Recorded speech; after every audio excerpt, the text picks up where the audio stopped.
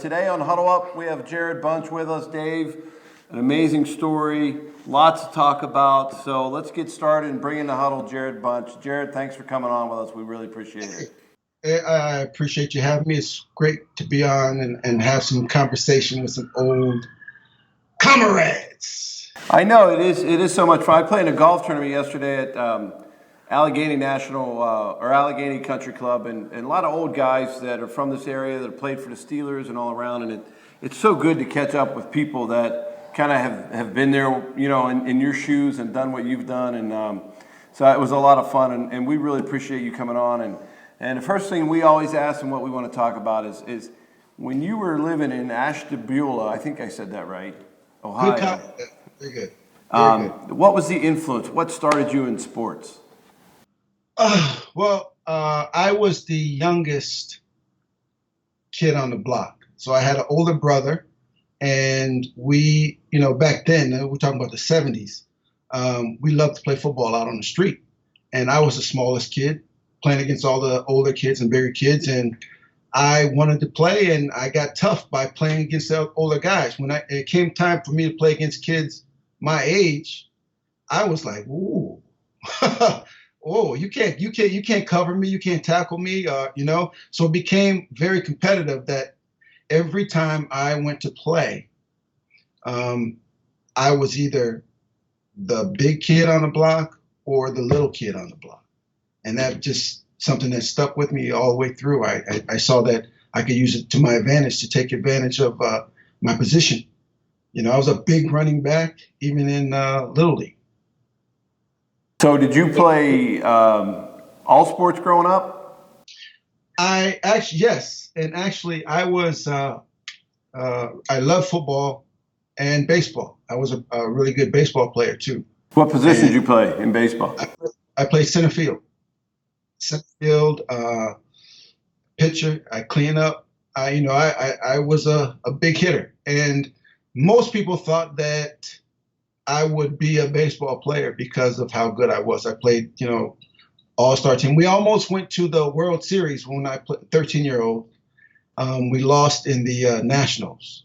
But I always thought that I would be a baseball player, I loved it. I wasn't a big football fan. But I guess, were you a Browns fan, though, if you're being in Northeast Ohio? I was a Browns fan because when I played Little League, the very first game that I saw, a professional game, the Little League coach took us all to a Cleveland Browns game. And I met Greg Pruitt and Mike Pruitt. And from that point, I was just like, a Browns fan. That was back when, Brian Sipe and May. It was, the Cardiac Kids.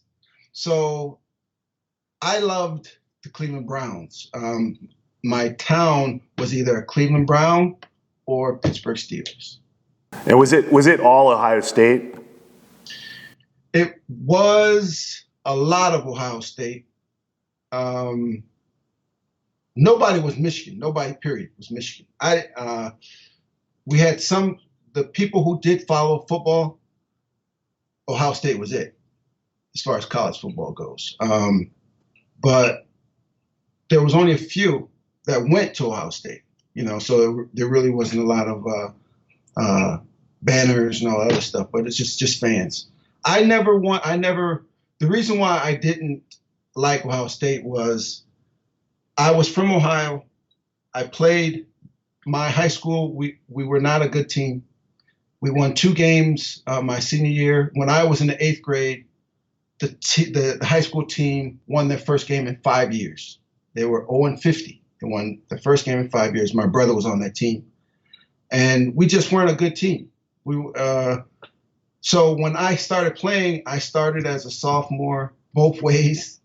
I would make all county, all league for 3 years.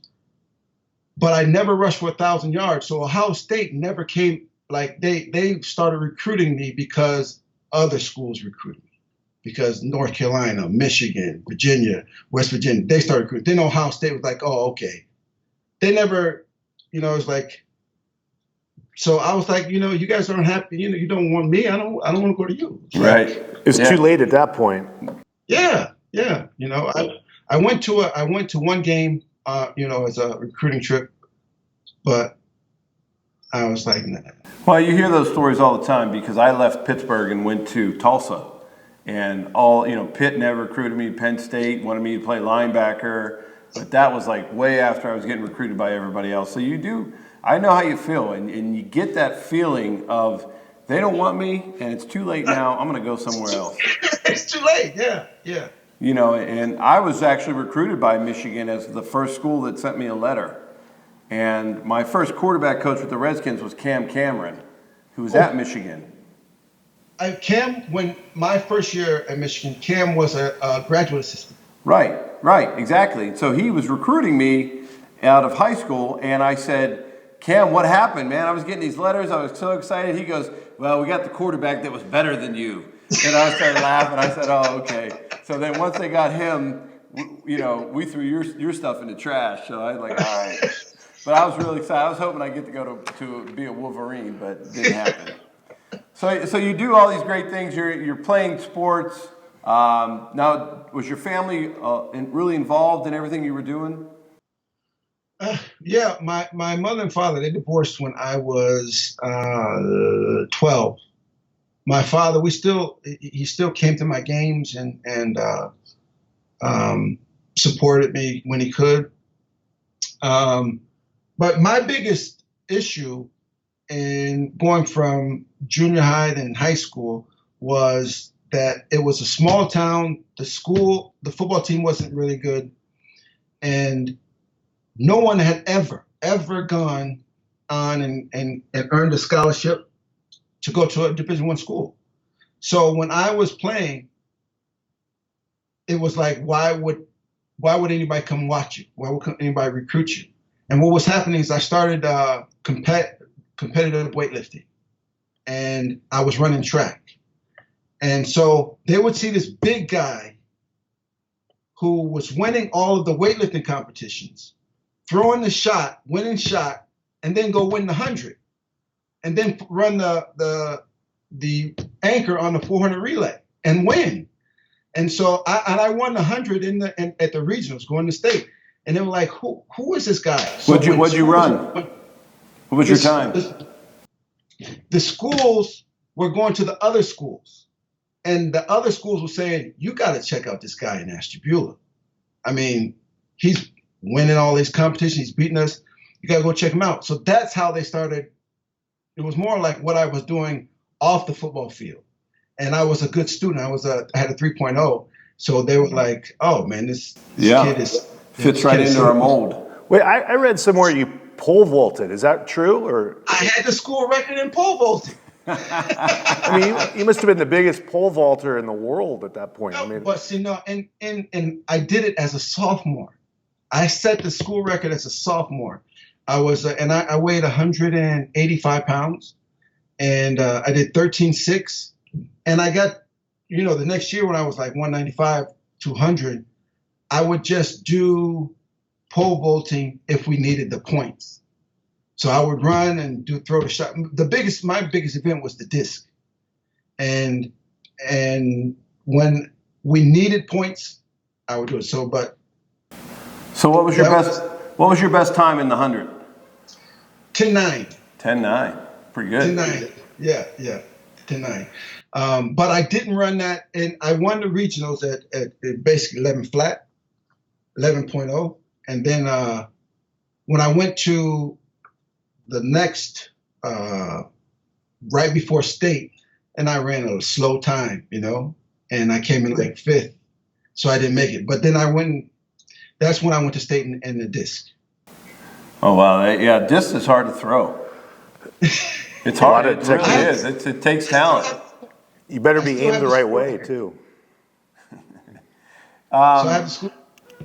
No, that's pretty amazing. And then, so your parents got divorced when you were 12. So I also read that you had an accident with a lawnmower when you were a kid, too. So What happened there? 5 years old, I wanted a go-kart.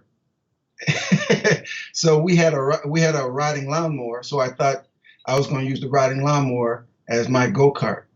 and took the riding llama route with a friend, neighborhood friend, and we argued over who was going to be driving. And he started driving it, and I stood in front of it, and he ran over my foot. So I was blessed that, it only took off one of my toes. It could have took off, all of them, but it took off one, and I was able to, at 5, I don't know how I thought about it, but I ran into the house and put my foot in water, and then the ambulance came, and it ended up that, okay. I mean, I had issues all throughout football. I mean, with my feet, but it worked. It could have been a lot worse. Not many first-round draft picks in the NFL are missing a digit on their feet. Yeah, so we interviewed Rocky Blyer, and you know Rocky's story about being in the military. So people can still make the NFL with part of their feet missing. Yeah. It's rough.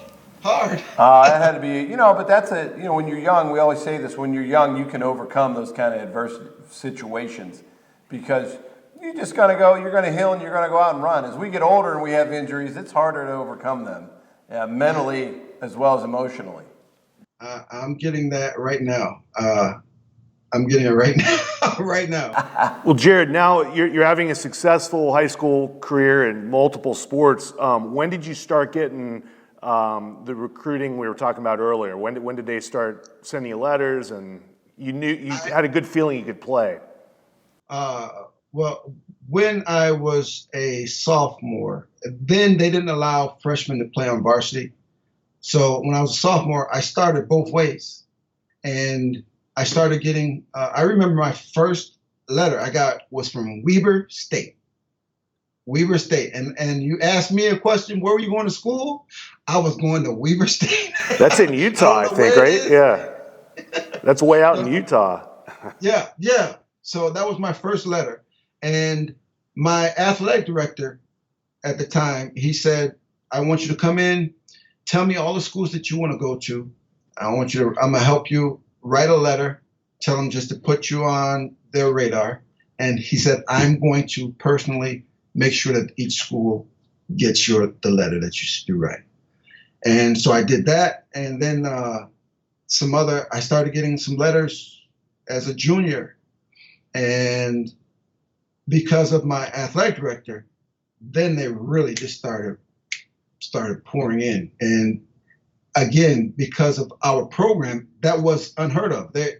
We were terrible, and there was nobody who was dedicated. But they saw that I worked out all the time. When I wasn't in a sport, I even stopped playing basketball to dedicate my time to football, weights, and track to get faster for football. And that was one of the things that the recruiter said that really attracted them to seeing how I was handling what was going on at school. So what was that time period where you said, look, I'm going to go for football. This is what I want to do. This is who I want to be. And you gave up baseball because you said earlier that you really you love baseball as well. And you wanted to play baseball too. Well, as a freshman, baseball season was the same as track. And I know I wanted to run track. So I had to put up baseball then. And then it became the following year, my sophomore year, I said, okay, I need to really put more time in it. So me playing football, going right into basketball, going right into track gave me no time to do a lift, have a period of just pure lifting and trying to get faster. So my sophomore year, I said, I'm not playing basketball anymore. So I'll go football, weight training, track, and then back into football. And that was what being able to make the decision that instead of trying to do all three, let's focus on one and make sure that I can improve. I always pick like one part of my body that I wanted. Next year at this time, I want to see an improvement here. And next year at this time, I want to see an improvement here. And because I did that, and it kept staying in my mind, you have to get this done, you have to do that. One thing that I started from my first trainer was a man that lived in the house, lived in the city. And he told me, you have to train like it is the only thing that is important. His exact words were, you got to think that if you miss a day, it's like the devil is going to get you. That's how important you got to make it. So from freshman year until college, from Sunday to Thursday, every Sunday to Thursday, I did push-ups in the morning before I left the house and push-ups at night before I got into bed. For 4 years, Sunday through Thursday. And when I started off, I was doing 25. By the time I got to college, I was doing 100 straight. And it was one of those things that he told me, when you make it this important, then nothing will be able to stop.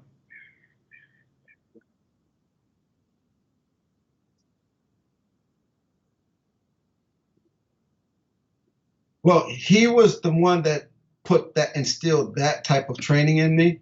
And his son was a player who was about 7 years older than me. And his son went to Miami, University of Miami, and he played football there. And then he had 4 sons, and they had twins. And actually, they live here in California too. They're trainers. They're 50. I'm 50, so they're like 57. But they're still in great shape. They're trainers to the stars now. They still work out and do a routine every day, even from all these years. They still do it. And it was him who told me what I needed to do. That was the biggest influence of how I was to prepare. My athletic director was the biggest influence of how I can get seen.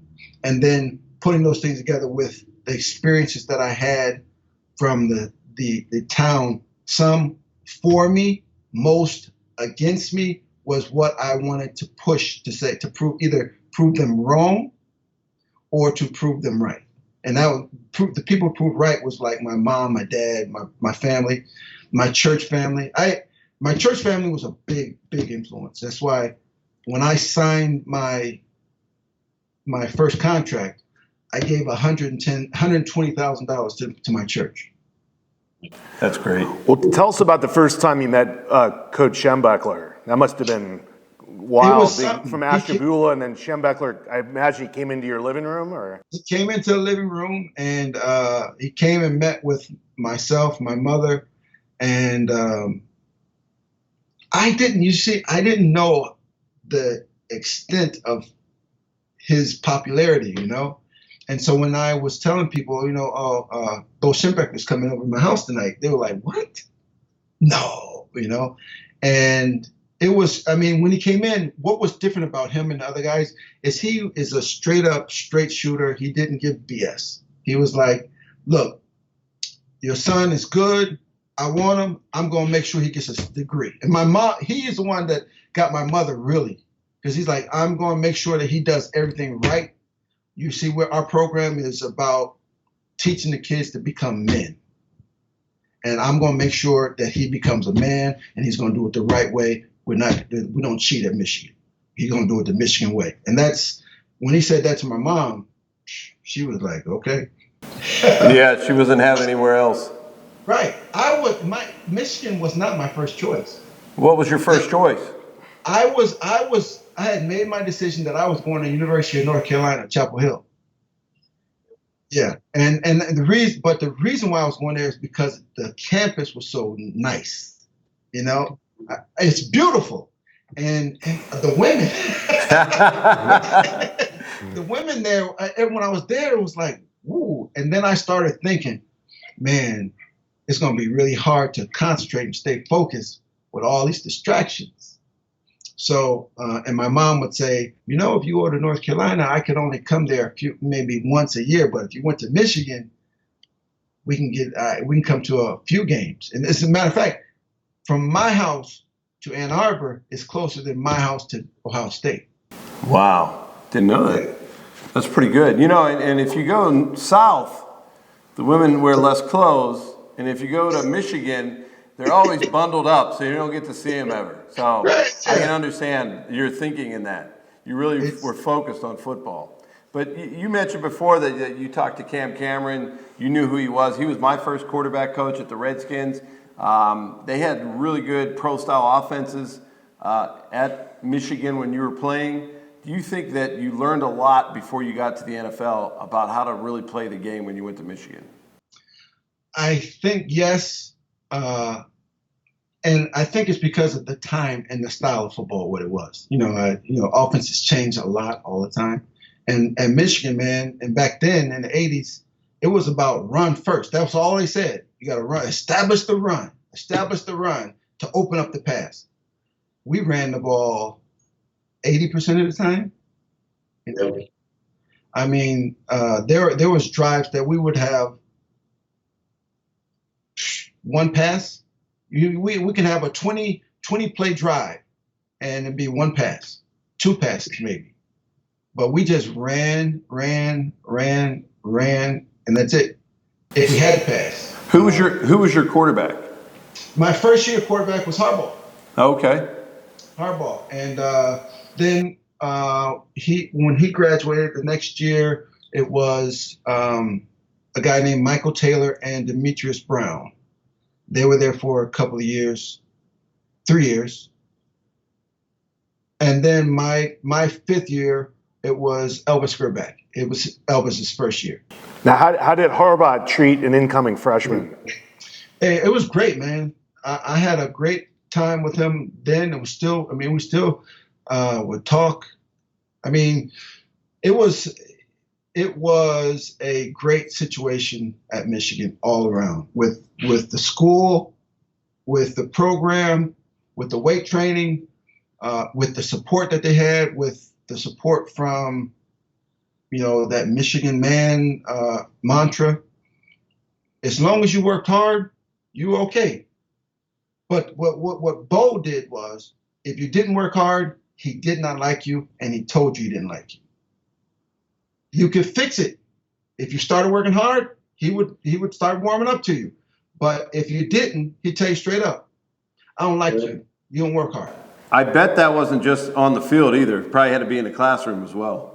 That's 100%. That's it. Yeah, that is it. That is it. He if you didn't do things in school, he didn't like you either. He was that type of coach, and it was good. I mean, I see why a lot of schools like me because of my academic background. Because once you get to college, there is nobody that's going to make you get out of bed, make you go to class, make you do this. You have to do that yourself.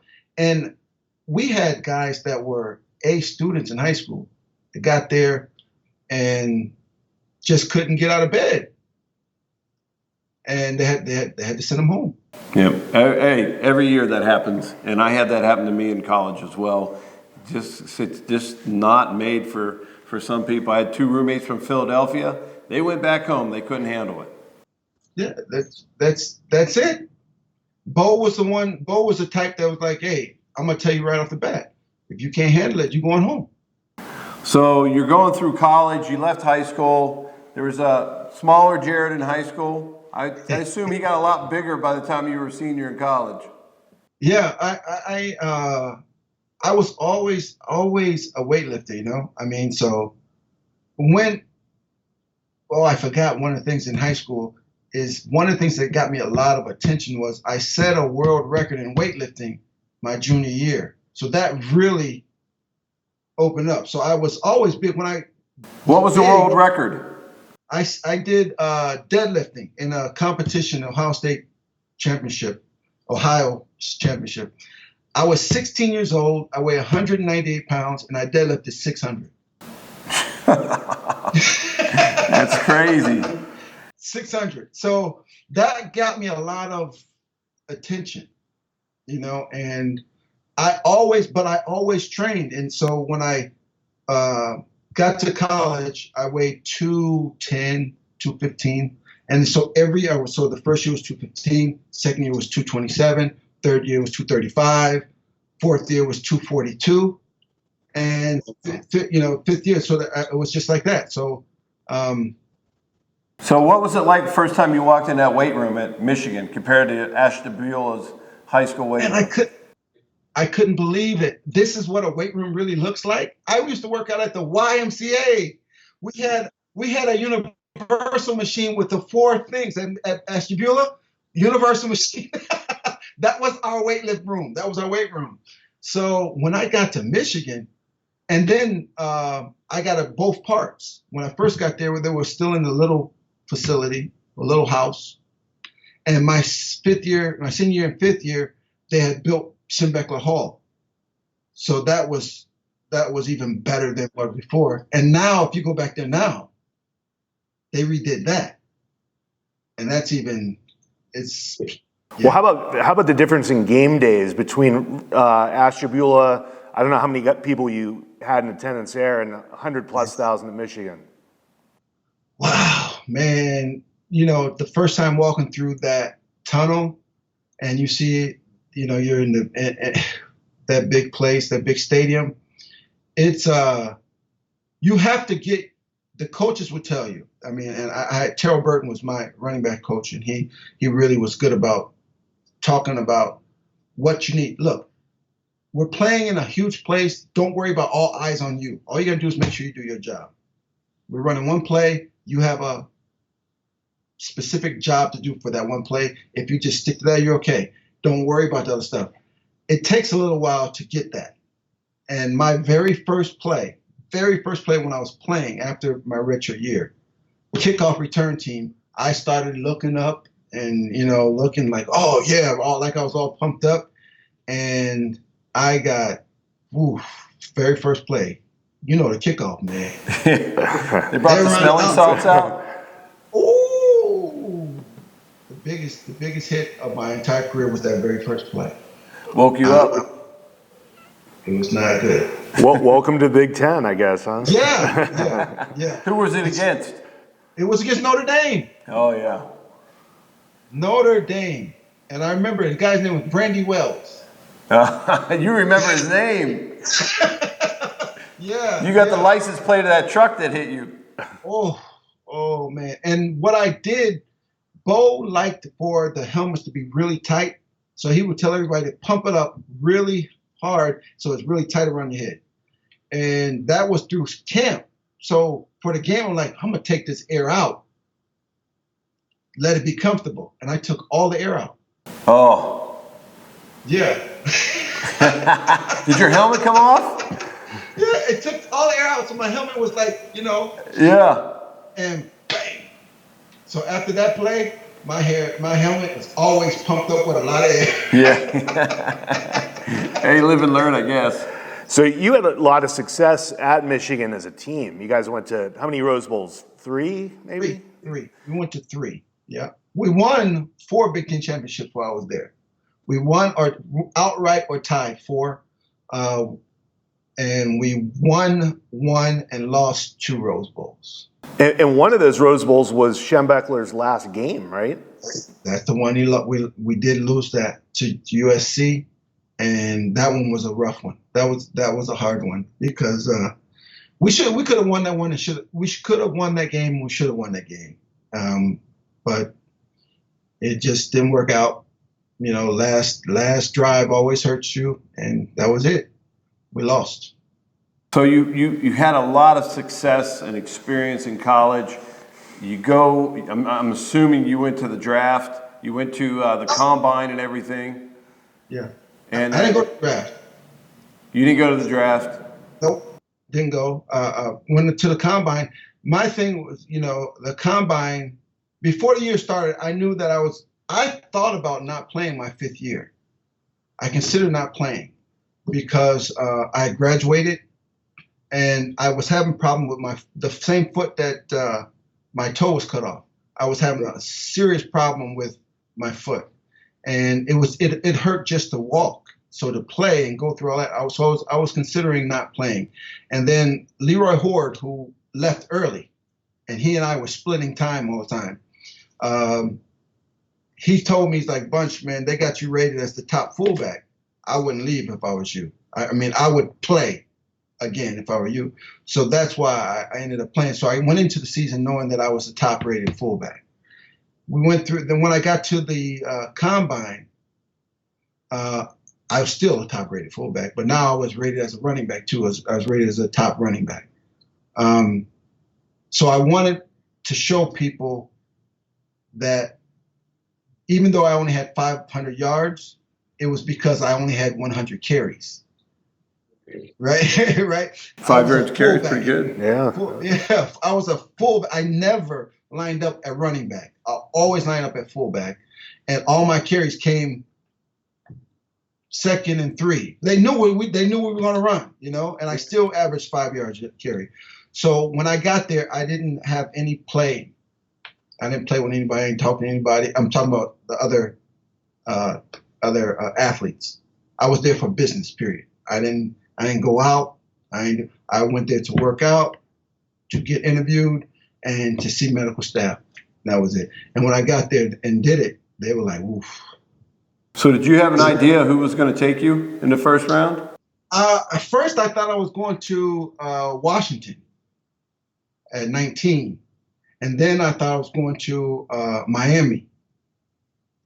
And when they both picked, and phone didn't ring, nothing, and we're all sitting there, and I'm like, wow. And if that year, a lot of guys went, you know, that was when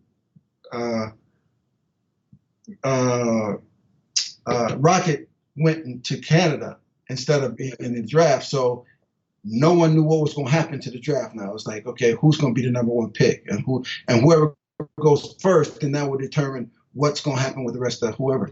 So when Rocket left, and then Russell went first, a defensive tackle, nobody knew what was going to happen. Well, you get picked in the first round by the Giants. Yeah, and they didn't call me first, so I found out on TV. So they didn't even call you to let you know they picked you. Wow. I was a 7th rounder and I got called. Good thing you were still watching. Yeah, I was watching, and it was. Ooh, we were like, well, who picks? I was like, well, who picks first? In the second round, and it was Denver, and I knew that Denver, they had already expressed that they were going to take me if I was there for number one, and so I was like, well, so hopefully Denver. And then they got up to the podium and says, with the final pick, 27th, the final pick, New York Giants take running back Jarrod Bunch. I was like, whoa. There you go. Pack your bags, go to New York. Yes, yes. So what was your first training camp like with the Giants? Who was the first guy you had to go up against and block? Oh man, it was you know, practicing the pro. You know how practicing the pros is, man. And when with Lawrence and Pepper and those guys, they practiced, but they weren't trying to set nobody on fire in practice. You know, they weren't trying to get hurt. They weren't trying. You know what I mean? They did their job, but so it was cool. It wasn't as scary as I thought it was going to be. Great. Because they could have turned it on at any time, but they were like, all right, look, this practice, man. Just make sure you get your job, know your position, know what you're supposed to do. But as far as going 100%, you know, they were going to have some. They weren't going to have some rookie coming in and try to put his helmet under their chin. Right.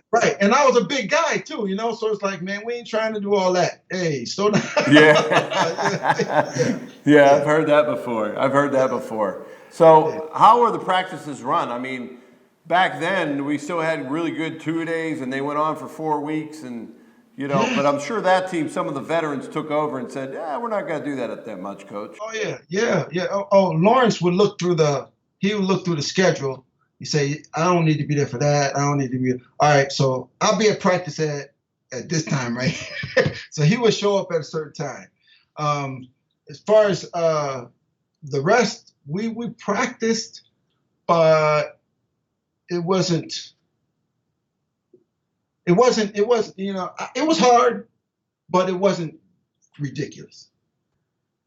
You know? Yeah, no, I mean, I hear you. Like, we had a lot of hot days. We had a lot of, the Redskins. We were in Carlisle my first year, and then we moved around a bunch. But, I think it's the same thing. People don't mind working. You didn't really want to bash your head in, though. That's it. Yeah, that's it. You got it. You'll work hard. We'll learn the system, learn the offense, learn what we need to do, practice against every blitz or whatever you want to do, every defensive front that you want to see. But guys just didn't want to. But coaches, right? But some coaches don't care, right? You're going to go put shells on and they say, "Oh, we're going to go 100%."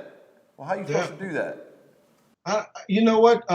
We heard when Dan Reeves came, there's like, oh well, practices will not. Well, we had heard the practices that he ran tough practices, but then we heard that he had changed and was the practice was not going to be as hard. So first year, Parcells drafted me, but before we started camp, Parcells resigned, and then so we had Ray Hanley. So it was basically the same coaching staff besides him. So we had they ran the same program, all that. When Dan Reeves came, it changed a little bit. Now, when Reeves came, they said, well, practices may not be as hard.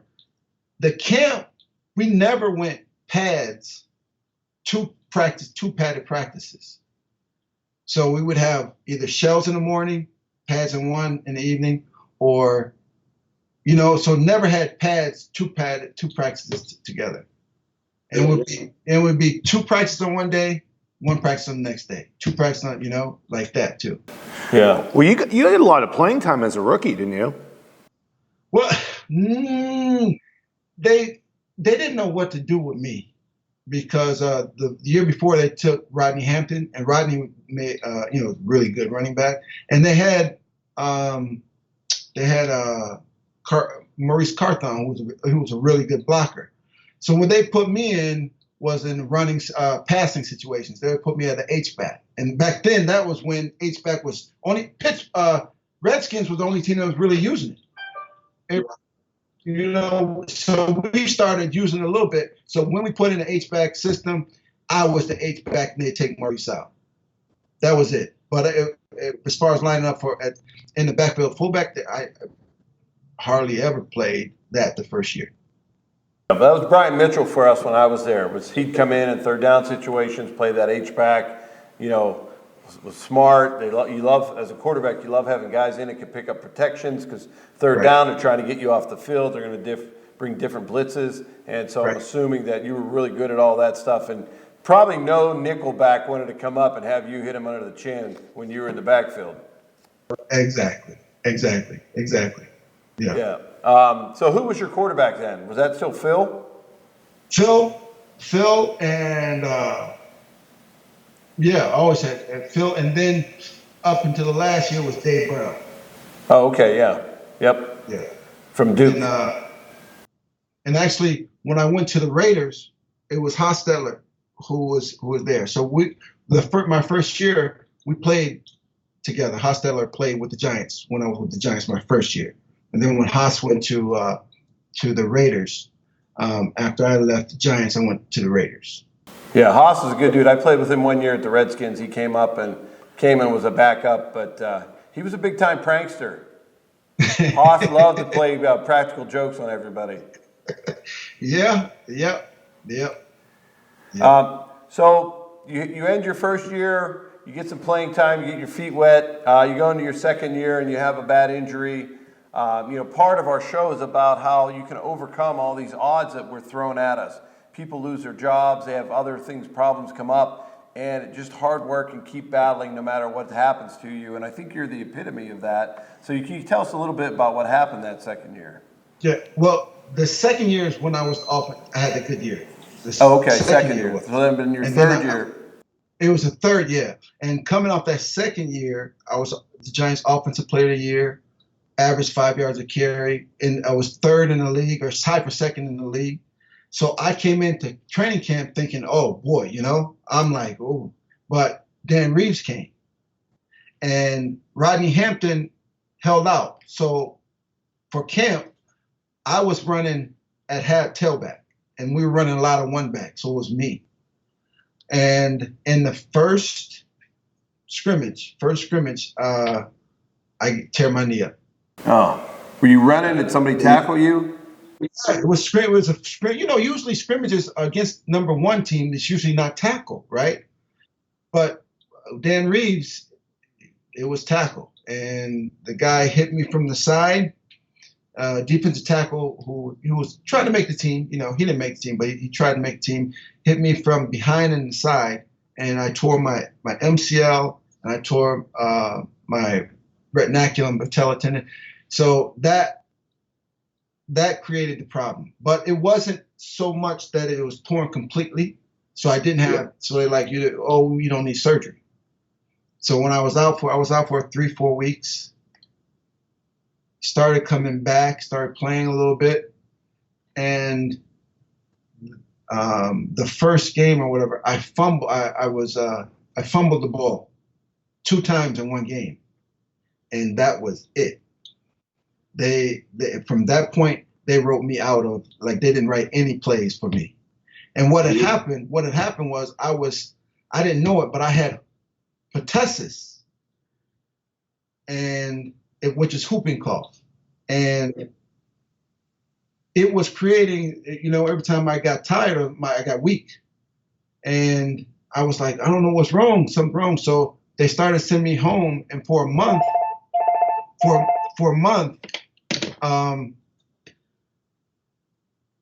I couldn't do anything. They were testing this, testing that. They thought I had pneumonia, everything. And it just became something they couldn't find out until my mom comes to a game. My mom comes to a game, and one of the attacks happened, and she goes, "You got whooping cough." Moms always know. They always know. For a month, they didn't know what happened, and then I go there and I go to them. I say, "Look, my mom thinks I have whooping cough." They test me, boom. That's pretty good. Moms always know. The medical staff missed it, but the mom knew. Man, Mom knew. She knows you better than anybody. So, yeah. So you go to the Raiders. How many years were you with the Raiders? Just the one. The problem was that injury that I got, and I came back because I didn't have surgery. It healed, but it didn't heal strong enough, and all the damage was done by playing that rest of that year with that. So it eroded all the cartilage off of underneath the kneecap and in between the knee. So I was good for one day, practice one day, it'll swell up. So I went to even with that situation, the Raiders still wanted me, signed with them. And I was taking so many painkillers, inflammation, getting shots and all that. And I was only 26. And I said, how long am I going to be able to do this?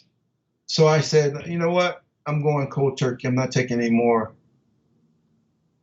drugs or painkillers.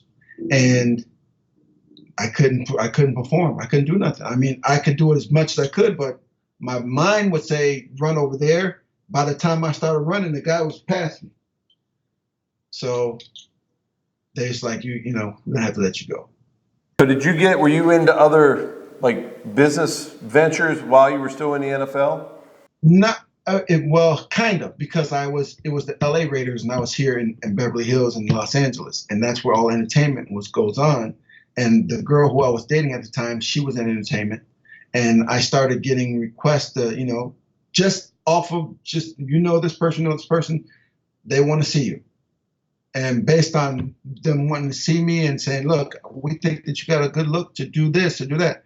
So when I stopped seeing that girl and moved back to New York, I never moved away from New York, but I moved back into my house in New York. I went to acting school, started taking acting, started booking a lot of commercials, started doing a lot of movies. And then I got the big movie, The Don King Story, where I played George Foreman, and it won a lot of awards. And that's when I became an actor who used to play football. Right. So what was the training like to be George Foreman? Just the boxing, I mean, it was good training. I got into really good shape because it was, just they had me with a boxing trainer, and I was doing my stuff that I always been doing my entire life of training, and then this just was one of those things where they started giving me stuff to cut the weight, and it was just, I was about like 3 or 4% body fat. It was just train, eating right, and then go, act in school. Now you're a black belt, is that correct, in jiu-jitsu? So what happened was after they saw that movie, they thought I was a real boxer, and I started getting contacted for people who were saying, do you want to fight and whatever. And as a part of my rehab, I started training Tai Chi, but I was doing it for rehab, not for combat. So when they started contacting me to do the boxing, I started doing it. And then I got contacted by King of the Cage. And they said, listen, we know you're in martial arts, Tai Chi, but it was not for martial arts. It was for health. They were like, look, we'll pay you X amount of dollars to fight this main event of pay-per-view. And I was like, oh, okay. And it was against, maybe you play with him. It was against Michael Westbrook. Oh, yeah, Michael. I was just telling Dave about that. Yeah. So they were like, well, he knows jiu-jitsu, but we'll put you with somebody for a little while. So I met with this guy like 4 or 5 times, and I trained myself, and I watched UFC videos, and I go in there, and he got me in a choke. So I lost. So I said, okay, look here, I'm going to find out what this jiu-jitsu is about. So I just went and started right down the street, Beverly Hills Jiu-Jitsu Club, which I didn't know at the time was one of the biggest MMA gyms in the world at that time. They had Boss Rutan, they had all the UFC champions who trained there. So I would go in there and I started talking to them, and I started training there. And then I was like, what am I doing? I'm not going to fight. So I said, look, I'll just put on a gi and just train jiu-jitsu. So I started training jiu-jitsu, and then I started competing, and I started winning, and then I was like competing a lot. And then I was winning a lot, and I kept going up and up and up and up and up. And then I got my black belt and still was competing. And all of the time, my body was wrecked. But the jiu-jitsu was helping it because I was moving without the blunt force and all that. But I was like, moving it and kept it moving and kept it moving and kept it moving. So my knees, even though they're jacked, but because I'm always moving them, they don't get stiff. Yeah, it kept your flexibility and everything. When I stop moving, they get stiff. Now, how old were you at that point? I started at 37. So that's why I tell people, I still teach. I still teach jiu-jitsu. I said, look, with me and my age and the level of problems with arthritis and all the other things, I still trust that if you do jiu-jitsu, you'll be able to continue to move, get better, and it's good for health. So have you ever run into Johnny Morton? We ran into each other. We've run into each other because he's out here, but we never trained or did. I know him. He knows me. Yeah, when we played together at the Lions, and Johnny was a big MMA guy back in '99. He loved that. He used to bring videotapes over to my house, and my wife and I would sit there and make him dinner, and we'd watch Hoist Gracie, I think. Yeah, we'd watch all these guys, and Johnny's like, I'm going to be in the ring someday. And then Johnny got in the ring one day. Didn't turn out very good for him. Looks easier on TV. There. I was at the fight. Were you really? Ringside. Yes. He went out too fast, man. He went up, but it's all right. It wasn't the fastest knockout ever, but it was pretty fast. Yeah. But anyway, so then you're doing all this, you're rehabbing, you're getting into the Hollywood industry. You start your own production company. What got you into your own production company? I was doing a lot of commercials, and the commercials were all predominantly the same thing. It was always some type of sport.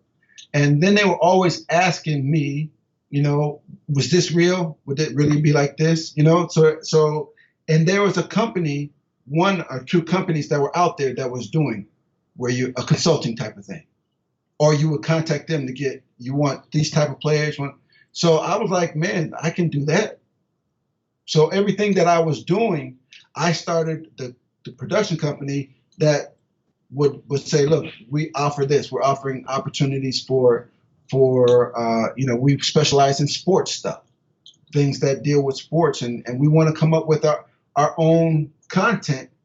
Now you can do anything online that instead of me just being able to get gigs that's athlete driven, I wanted to come up with own stuff that I can do, that I can create, that I can make. It's now it's the best time that you can do those things. Right, yeah, because a friend of mine who I played with at the Redskins is obviously started that way, Terry Crews. Of course, I know. Yes, Terry is doing a fantastic job, man. You know, and he's the same thing. He's an actor now who was a football player. And just great personality. They were in a movie together, I think. Weren't you in a movie with Terry?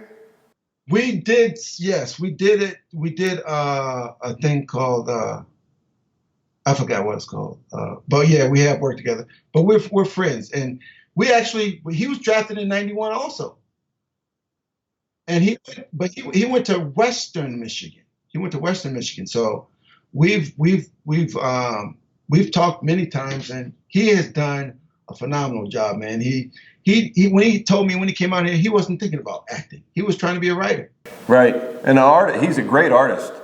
Right? Yes, he was exactly. That was his passion. Now he just takes his shirt off and bounces his pecs around. Yeah. He's a great guy. So you're going off this. You have your own production company. You're in commercials. You're getting roles in movies. So what's your favorite commercial you've ever done? No question, it's a Snickers commercial where I play a boxer that's about to go out and fight Mike Tyson, but I have these huge ears. It was right after he bit Evander Holyfield. We're gonna have to look that one up. Yeah, we gotta see that one. It's on YouTube. Just look up boxer with big ears. It's hilarious. But that's my far favorite one. So then you've been in, I don't know, I think I saw over 15 movies. Yeah. More than that, probably. Yeah. A lot of movies and TV. The last movie was Django Unchained. And one thing you got to know, you guys probably already know, but movies, you can be shooting for a long time, but a lot of stuff can get cut off. And I've been doing this since 96, 97. And I got a little bit just tired of all the time being put in and not getting to the level that I wanted. So that's why I started coaching football. It's just because I just got tired of it. I still do the commercials. My production company, if things come up, we still do that. I wanted to do something on football. I'm at Beverly Hills High School. I wanted to do something following my situation at Beverly Hills, Right. But it's just time consuming and a lot of things get in the way. But hey, all you got to do is like a Hard Knocks and go win 3 or 4 games this year. You'll be a legend. You would think. You would hope. I hope anyway. Yeah. No, that is great. So you're coaching at Beverly Hills High School now. So it's amazing. Part of our show is really teaching people that we're all going to have these transitions in life, and we all go through these different stories of our life, but it doesn't mean it's over. You just start a new part of it. And you've done such an exceptional job of reinventing yourself year after year. Well, I'm trying. I always tell people I'm trying, and that's why I say with other people, it's not over until you say it's over. When you quit, when you stop, that's when it's over. But as long as you try to put something together, you're always in the game. The more you can do, right? That's what my dad said. The more you can do. When I first started playing quarterback at the Redskins, Cam Cameron came up to me and said, "You're going to learn how to hold." And I'm like, "Why would I ever learn how to hold?" He said, "Because teams always need a holder, right? Sometimes the punter can't do it or he gets hurt. They need somebody to do it." I held for every year I played in the NFL for all kind of kickers. It probably helped me get on more teams than I wanted to get on, but it was a big part, and it's the old saying, the more you can do. the more you can do. But I think that your story is great. One person we didn't talk about was your wife. You know, can you tell us a little bit about your wife, your family? I know you guys have a business together. Yeah, my wife. So that's, I met my wife at my first headshot shooting. So she did my makeup for the first headshots I did for entertainment. And the first time that we met, first time we ever saw each other or whatever, she's putting makeup on and we talked, for I don't know, 20, 30 minutes. And that was about it.